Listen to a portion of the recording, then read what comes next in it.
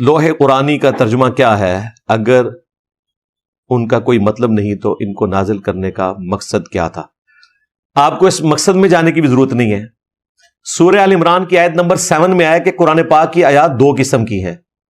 ایک محکمات ہیں جن میں اللہ کی طرف سے حکم آئے ہیں، شرک سے بچنا، نماز پہ استقامت اختیار کرنا، ماں باپ کے ساتھ حسن سلوک کرنا.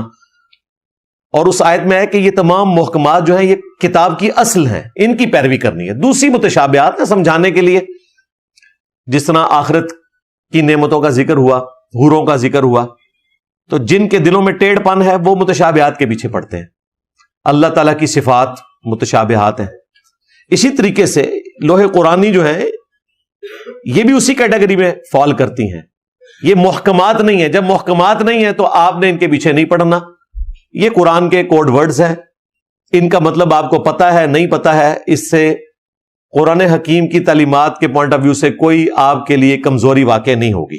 باقی جو شعر و شاعری میں ہو گیا کہ نگاہ عشق و مستی میں وہی اول وہی آخر، وہی قرآن وہی فرقان وہی یاسین وہی طٰہٰ.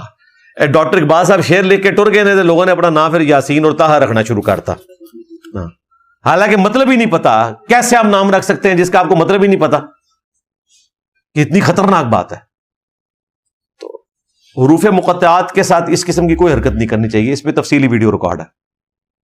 ہمارے چینل آیت و حدیث کو سبسکرائب کیجئے تاکہ ہدایت کا ہر پیغام آپ تک پہنچے اور آپ خیر کے اس سفر کا حصہ بن جائیں.